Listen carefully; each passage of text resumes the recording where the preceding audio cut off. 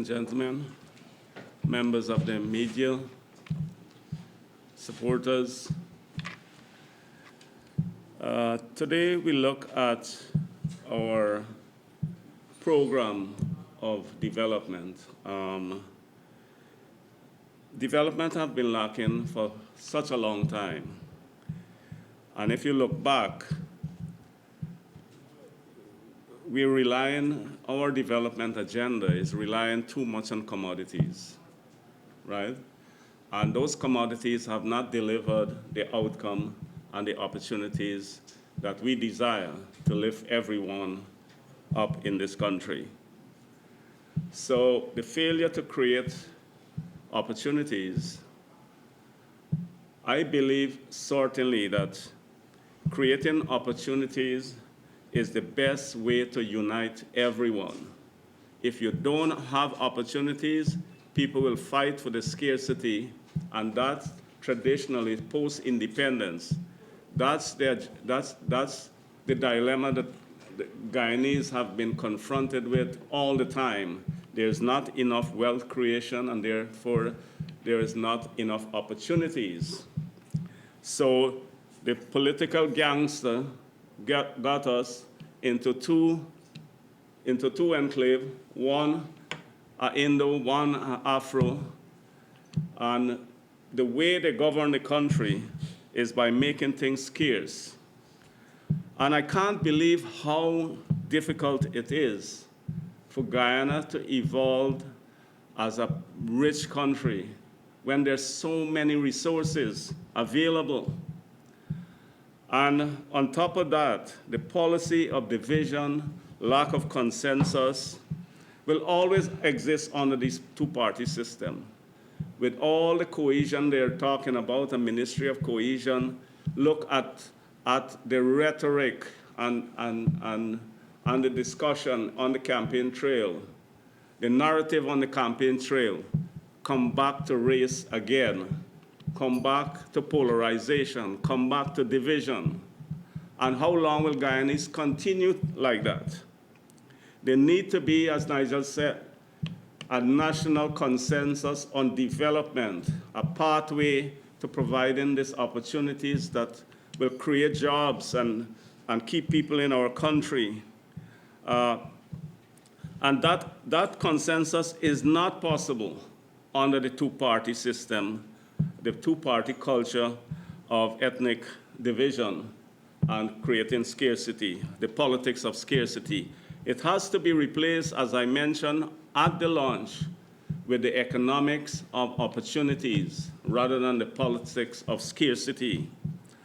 And as I go through my notes here, you will see vividly what we are talking about the failure of leadership, the failure to arrive at consensus, the failure to chart a path of development based on the resources we have and our competitive advantage.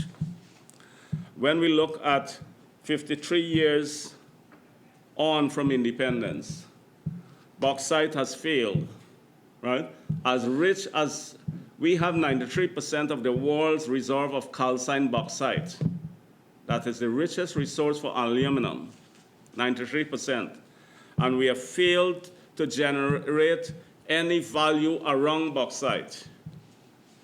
Our leaders are in the habit of parcel out our resources to foreigners without any value added created in this country, you see? And the failure of bauxite is a direct result of the politics of division and the inability to think strategically and think creatively. There can be no solutions without the thinking, without creating things and creating value. And that's the reason why the opportunities are not there for the people in Tiger Bay and the people in West Ruimveldt and the people on the Essequibo Coast and the people of East Berbice, because they got us demarcated within various communities, and in those communities have become dependent on these commodities. Sugar is another example. They have consistently failed the sugar workers. because they have made sugar bankrupt. Sugar was the most profitable entity in this country, generated massive cash flows. When you hear sugar workers get bonus, the whole economy of that region explode. You know, the whole economy uplifted when they get back pay. I was there. I know it. You know, I see the happiness. I see people go home with a lot of money. I see kids going to school and going to restaurants and see movies a weekend. That day has gone, you know, because they bankrupt Gaisuco because of their incompetence and the racial policies of racial division. Look at gold and manganese. The Gold Board is running a deficit, accumulated deficit of $19 billion.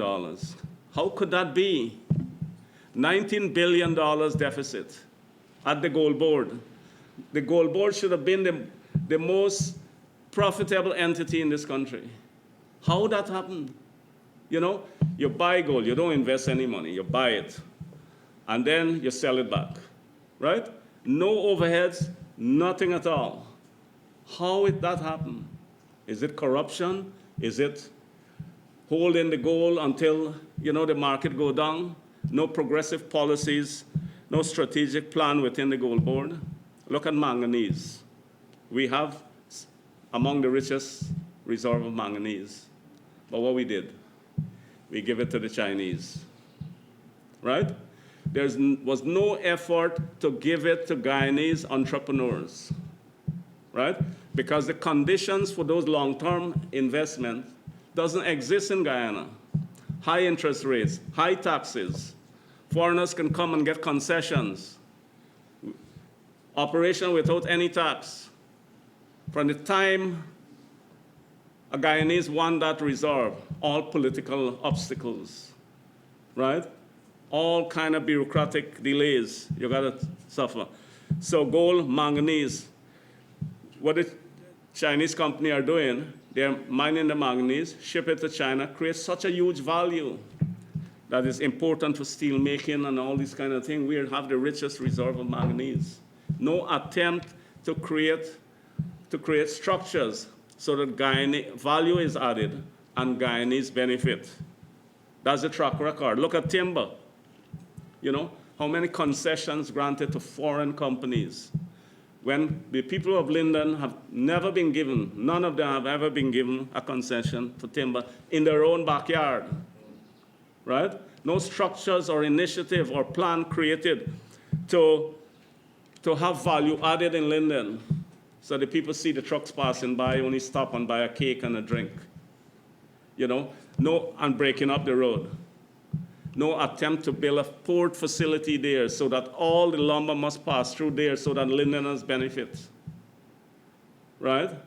That's the failure of thinking, the failure, the neglect, the lack of care, the unpatriotic behavior of leaders who, when they wake up in the morning, just what we can get for ourselves, how we can keep out the other side, you know? That's the culture of leadership in Guyana.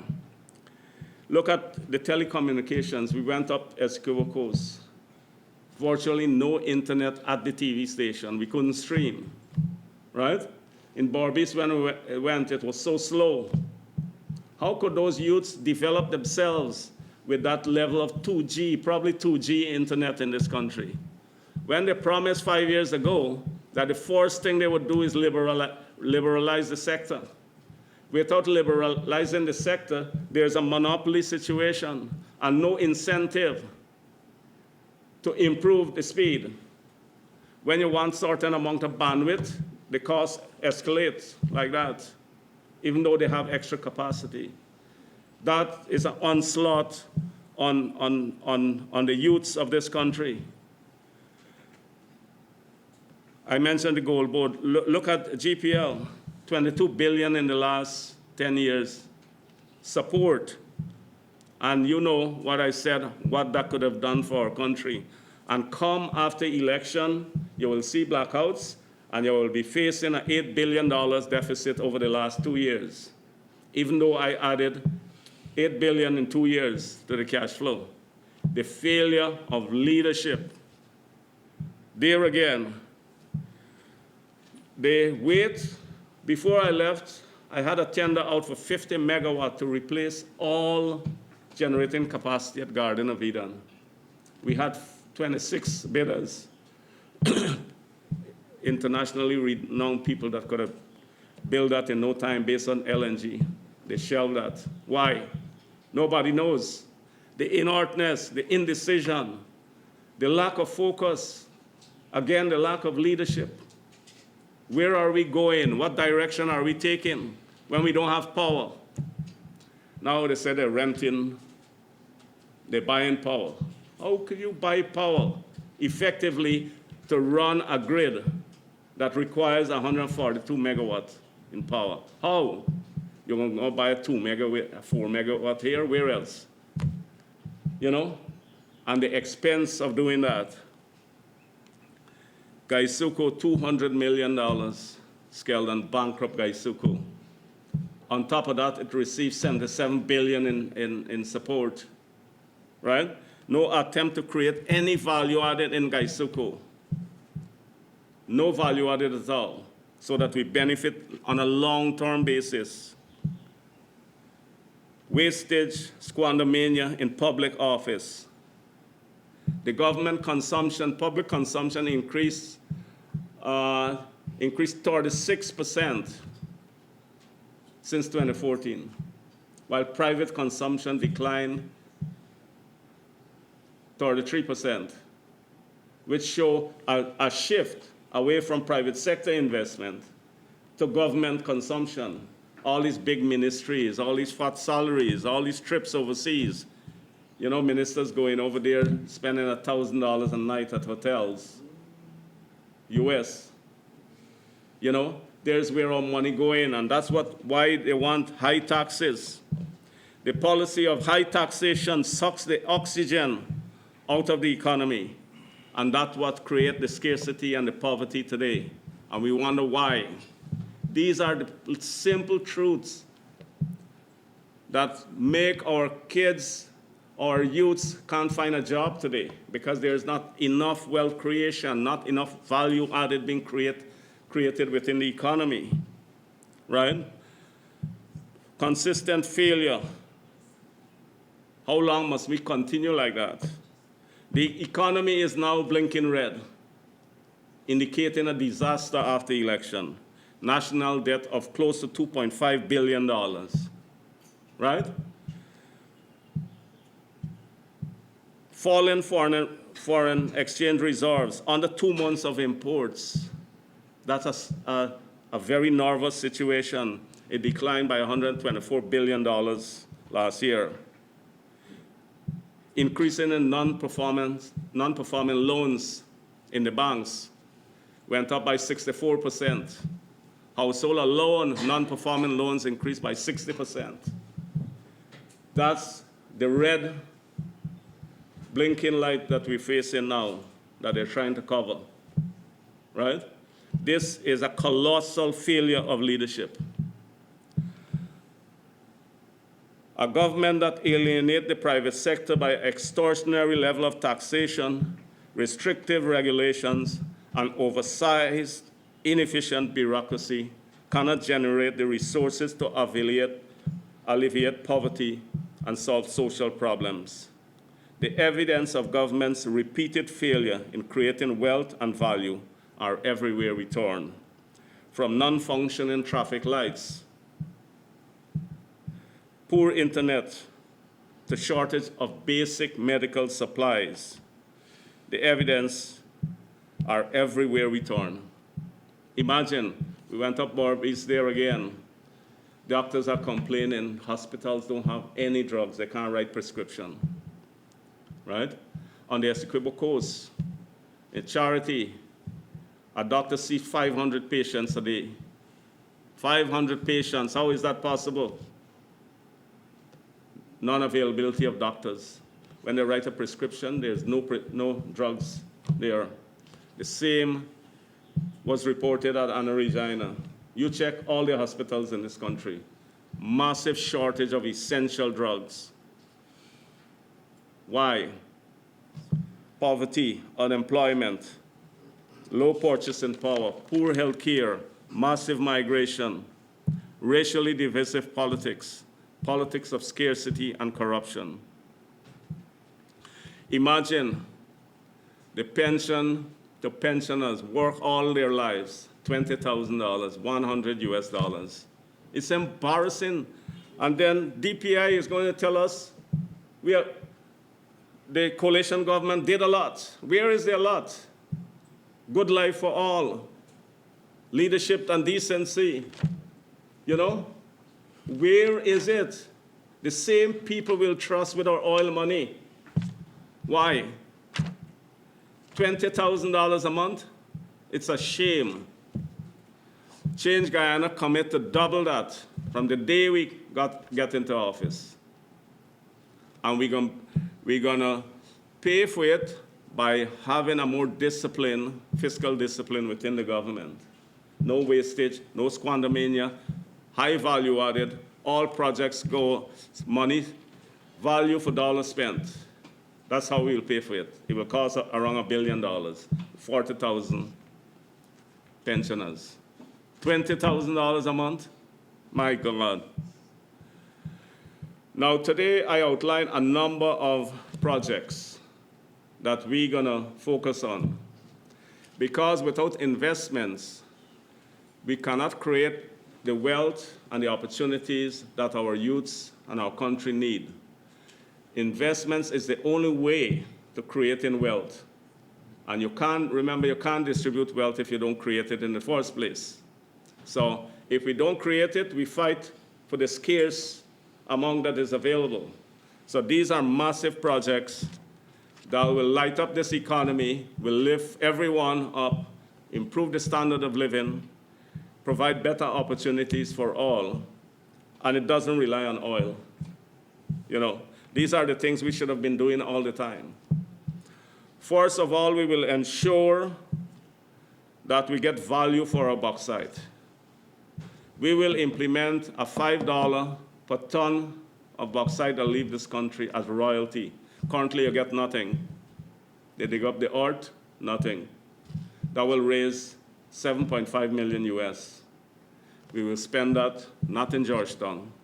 We'll spend that in Kukwani, Linden, and New Amsterdam, the three areas that have been affected by bauxite. Right? The people of New Amsterdam want to know why the state of the drains and the roads and the sanitation and the garbage is like that. Why they can't have jobs. Because the opportunities are not being created. $5 every ton of bauxite. If you can't be profitable by paying us $5, then leave it there. But it takes a strong leader to do that. Not people that have friends all over the globe. You know, it takes honest, credible, strong leaders who have the interests of the people of this country at hand. We'll liberalize the telecommunications sector that is so important for youth development. The internet, the role of the internet cannot be overstated. Fast internet speed, at least 50 megabytes per second is what we need in this country at a competitive price. But so long as we have a monopoly, we will never succeed in that. And that was one of the campaign promises. And we even have a minister of telecommunications, right? In 5 years, a minister focusing only on telecommunication. There was no investment in the telecommunications sector in that period. Why a minister, right? To do what? We will deal with that frontally because it's important for the youth development and development of this country.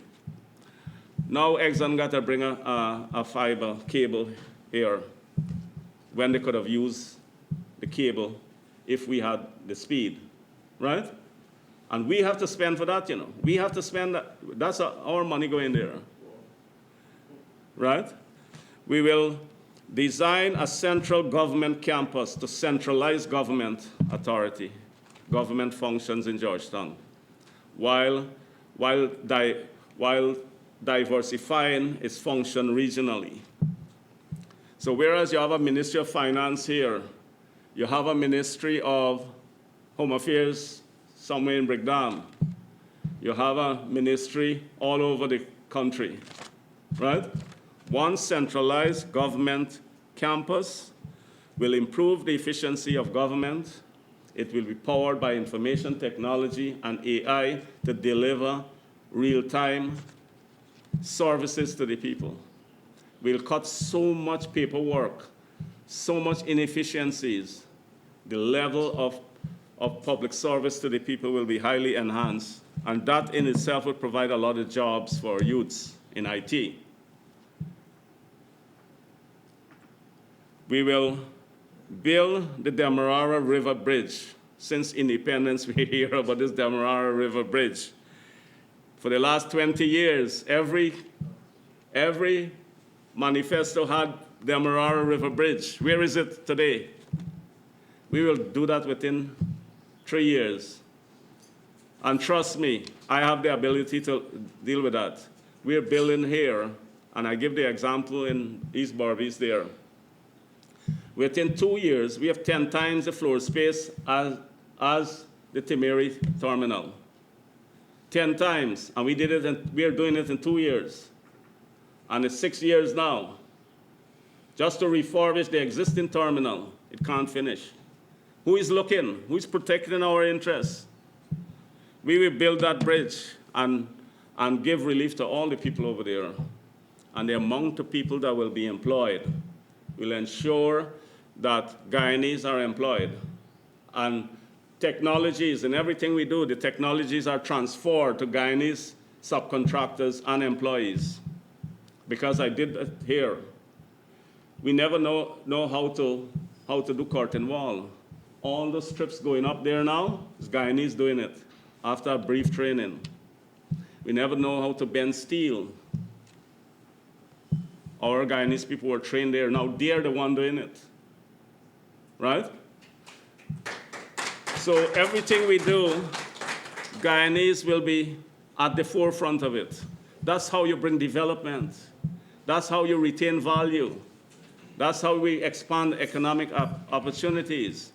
That's how we dismantle racial division by creating economic opportunities. That's how we deal with crime, by creating economic opportunities. And we wonder why they can't deal with crime, you know, on and on and on. The Quarantine River Bridge, and we don't need anybody to do it, a joint venture with the Suriname authorities will link all 3 continents, the 2 continents, and South America, the 2 countries, and enable us to have access up to Argentina. And every time they say, every manifesto had that, we're going to do it. We're going to do the specialty hospital, which I think is pivotal. Make a specialty, a kids' hospital is crucial in this country, given the level of infant death, undernourishment. You know, we went up Springland there, you see the level of, when you look at some people, the level of undernourishment, you know, in rural Guyana. We will expand all healthcare, the capacity of all healthcare service throughout the regions. You can't get adequate drugs, limited doctors, you know, stressful situation. To alleviate the problems in East Berbice, we will ensure we have a shore-based port and oil services facility at Crab Island, East Berbice. We're not reopening sugar estates. We're taking people out of the sugar estates and train them so that they manage, after a year or so, they can manage these facilities. They know how to operate cranes. They know how to moor a ship. They know how to weld. You know, these are all high-paying jobs. You know, just to give you an example, one person told me, you know, the other day, he said, an expat come in our country working on on the rig there gets about 8,000 US a month. And they're paying him for the same job about 300,000 Guyana dollar, 1,500. How that can be fair? And nobody looking into this. Where is the Ministry of Human Services, or whatever they call it, of health, you know? Where are they? That's unfair. Our people will be trained in all aspects of oil services because the Trinidadians did it very effectively because the government set a premium on local content. How many years now? 5 years. We can't even get a policy for discussion. We will legislate that within 3 months. It's no big science. Every country have a local content, especially resource-rich countries must have local content legislation that ensure that the value is created locally by nationals. Because when those resources go off, we must, at a certain level, that we can chart our own destiny. No local content here. We will build a road, Mandela or Ogle to Timeri, that is touting all the time. And trust me, these things can be done. I'll show you how it will be done. Regional economic zones in every region so that we uplift rural communities. And our housing plan indicate how we will do that. Integrating community development with job creation. That's how you do it. You don't create a community in Diamond and just leave it like that, and every day they got to commute to Georgetown, right? You don't do that. Balance, intelligent development. We will ensure we bring that gas from the oil rig there to shore, because power generation is very important. And the contracts say we don't own the gas, but we have to find a way to ensure that we own the gas, or all future gas, right? So we have to get that gas to power our development. And what they're saying, they're telling everybody, oh, we're gonna get cheap power. We're gonna bring the gas and give it to GPL. How are you gonna get cheap power when your losses is 27%, 30%? How? These people don't think, you see? They don't think at all. How could you bring that gas, give it to GPL, and you're gonna get cheap power? Instead, we will create an industrial development park there and use that gas to encourage value added on our bauxite into aluminum, right? We're going to do that to ensure value added on our manganese and other value added downstream petrochemical products. That's how we lift communities and build a country. And Guyanese will be the one that own it, because one of the fundamental mistakes that has been made repeatedly is that we have no stake in our resources. Somebody come, they do a little feasibility, they dance around, dine around with politicians, and they sign a contract. And they get control over resources. They don't pay a signing bonus. They don't pay anything up front. They don't pay taxes. You know, they don't pay taxes. No value within our country. So we're going to ensure that whatever we do, there is a high local content. If our people are not trained for it, there has to be a short period of training. And we are the fastest learners, I know that. We'll build a gold refinery. Yes. So that our gold don't leave here unprocessed, right? There again, we control our foreign exchange, and we control our value. And we set a premium so that there is a jewelry park that all who want to develop the skills in jewelry making, we bring people to teach them how to do it. We bring the Indians who are good at cutting diamonds. We bring the Italians who are crafty in making jewelry to train on a government-sponsored program so that our youths here can learn right here how to create value and export, the massive export that will give us, while now we send it overseas and the value created there. They don't think. Down the line, we'll be looking at a new city. Georgetown has surpassed its capacity. We all know that. Yeah. It will take time to convince people because you can't build and people are not ready. But there must be a plan, say 20 years down the line, an area demarcated so that there's no squatting. It's demarcated for that, so that we know the road down the line. And these are all plans that will uplift this economy overnight. And you can trust us, we will deliver that. The guiding principles in all these projects is high local content, local ownership, right?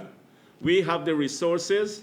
If we don't have the technology and capital, we can bring people with the capital, but there must be a local ownership into it. Because the opportunities that we deny people now, because of the failure of bauxite, sugar, and all those commodities, we got to learn from that mistake. And this is how we will get value from what we have. Other countries build from what they have. Right? And when they're short, they come to our shores to take what we have because we don't have the technology. But how big is technology? You can pay for any technology you want, but it requires leadership. It requires entrepreneurship. Underlining principle for all those projects, vocational training all across Guyana. To boost, to fast track the skills that we need, we'll give scholarships in the area of science, engineering, and all technical fields. That's badly needed here. But when we do that, we have to have the jobs, right? We can't train people, as Apnu is saying, an education state, whatever that means. We're going to have an education state, yes, but 80% of those people will leave the land. Yet we're going to have education state. You know, export incentives, another underlying principle to stimulate growth so that the private sector take charge and the private sector take ownership, local private sector. That's how you bring development.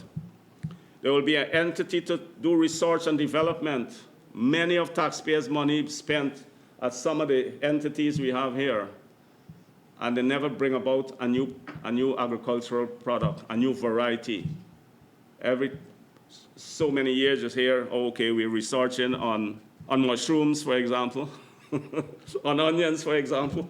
They brought one crop of onions, we had it here to showcase. We never hear about the onions again. They brought one crop of mushrooms, and the minister gave a big speech, big export market. We never hear about the mushrooms again. We still import the mushrooms. Oh, it's a shame. Underlying all these projects, we will set up an entrepreneurial fund to promote small and medium-sized startups, to empower our youths to pursue their dreams and visions. There's no entrepreneurial fund here. There's no venture capital fund. There's no fund at all. You know why? People will come in and set up these funds. But because we don't own anything in this country, our youths don't own anything. They don't own the bauxite. They don't own the gold. No value is created from it for them. There is no entrepreneurial fund, right? So we will ensure that the youths are empowered because there is a fund for startup, a fund to develop your business, low interest rates and all kind of thing that will enable that process. In addition to that, we will seek an international credit rating to de-risk Guyana as an investment destination and enable our access to international capital flows. Somebody, they were staying here, and we were talking, and he said, you know what? Guyana doesn't have an international credit rating. I said, I know that. He said, you know, the sad thing, I had a talk with the finance minister because I saw him on the flight. And I asked him, he said, man, what are we going to do with that? A country doesn't have an international credit rating by Moody's or Standard & Poor's, these international agencies. So when we want capital for the bauxite or the gold refinery, we can't access it. We can't go and beg IDB or beg IMF or beg CDB or beg Islamic Development Bank for $10 million, where we can have international capital here. And they will provide venture funds that our youths can develop themselves because the funds are there and we have the resources. You see? All these things are possible, but it's not being addressed. And yet we hear the promises, and the promises come, like DPI say, coalition has done a lot. I don't know where, show us. I only see the traffic lights blinking there. You know, they say again, oil is coming, prepare. They're telling people in the speeches, oil is coming, prepare. We'll give you the oil to drink. You know? The PPP saying, we're going to reduce taxes, and everything we put on our paper, they copy. They carbon copy us. Because they don't have modern copy. They carbon copy us. Reduce taxes. Yet they are the architects of high taxes in this country since '92. Remember when we were paying 40%? And then it came down gradually? Look at our level of taxes. They will reduce taxes. Over 23 years and 5 years of APNU, they didn't reduce taxes yet. How'd they go? 35%, 34, 33, 30, you know? You count down numerically. That's their culture, you know? They say we will reopen sugar estates when they are the one that bankrupt the sugar estates. Huh? And then the people waving the flags don't say anything. They're jumping up, say yes. Follow the leader culture. The other day they said they will give lands to Essequibians.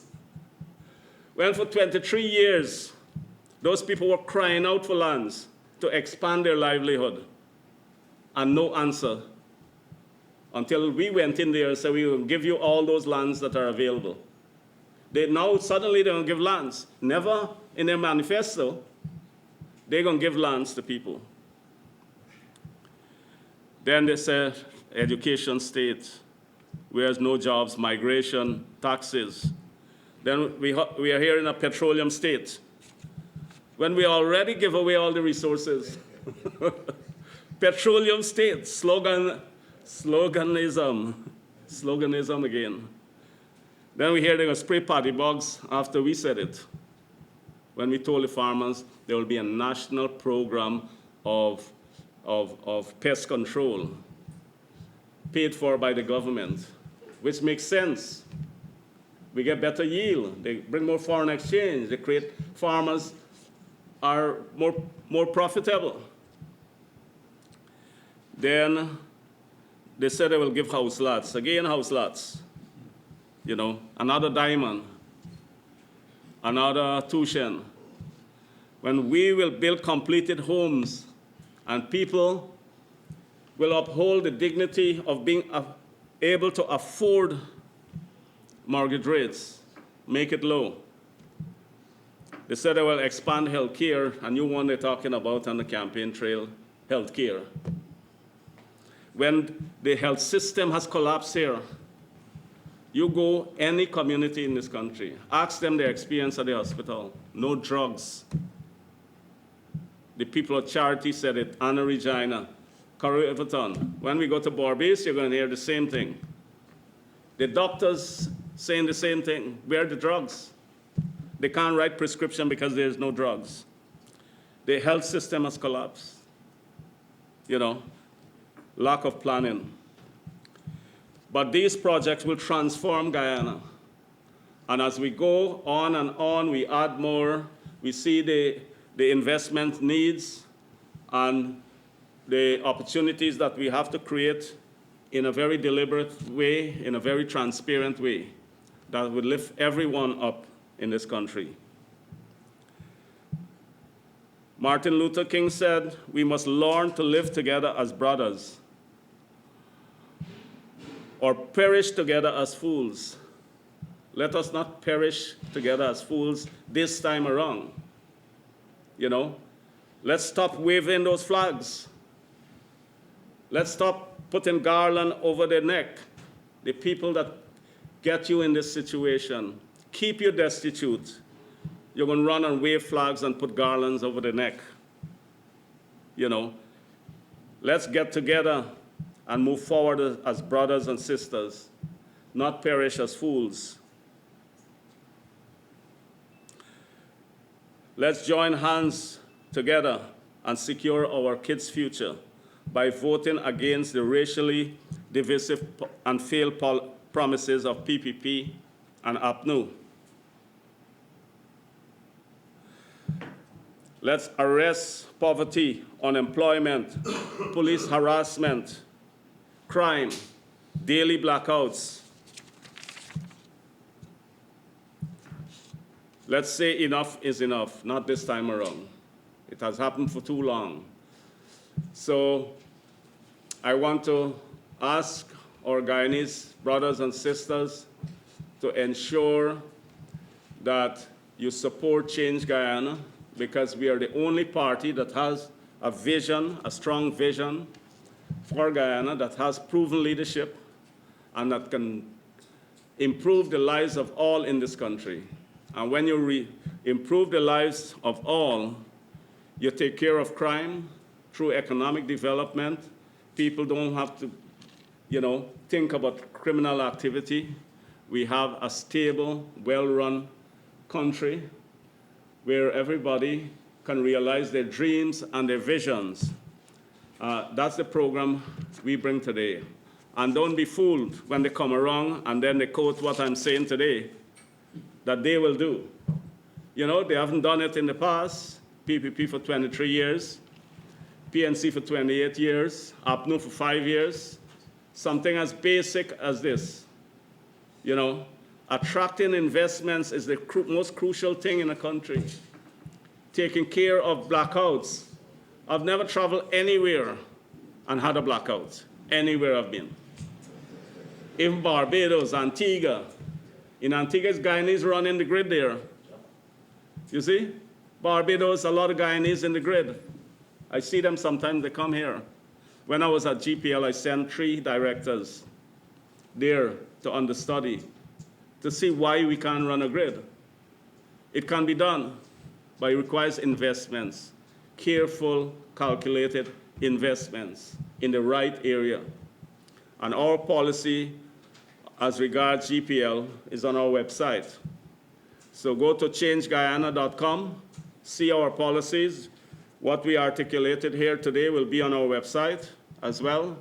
But gradually, we have already built our manifesto. It's on our website.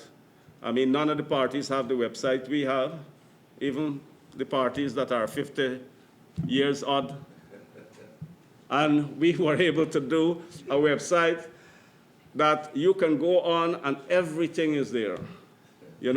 All our ads, everything, all our promises, our manifesto. We'll be printing that manifesto maybe by the end of next week.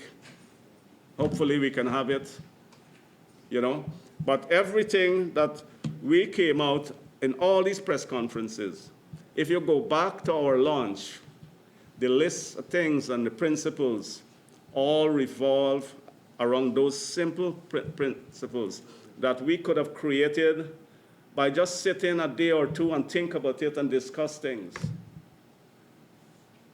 as against those in public office for so long, and yet we're in this situation. Ladies and gentlemen, many thanks.